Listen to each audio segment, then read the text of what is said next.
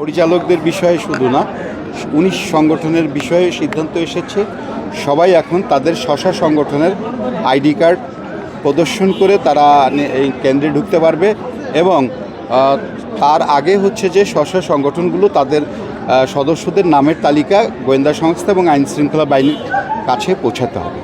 এখন পর্যন্ত আপনি নির্বাচন কমিশন এখন পর্যন্ত কোনোভাবে কোনো দল থেকে বা রাজনৈতিকভাবে কোনো চাপ সৃষ্টি হয়েছে কিনা? আমরা চাপমুক্ত আছি, আমরা কোনো চাপে নেই, আমাদের কেউ কোনো নির্বাচনের বিষয়ে কেউ কোনো চাপ দেয়নি।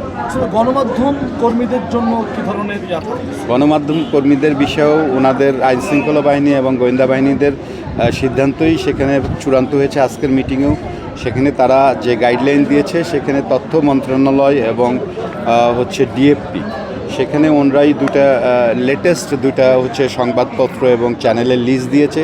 সেই লিস্ট অনুযায়ী হচ্ছে যে সেই লিস্টের মধ্যে যারা যারা আছেন সেখানে রেজিস্ট্রেশন আছে যাদের সেগুলো দেখে তাদেরকেই হচ্ছে এখানে হচ্ছে যে প্রবেশাধিকার দেওয়া হবে।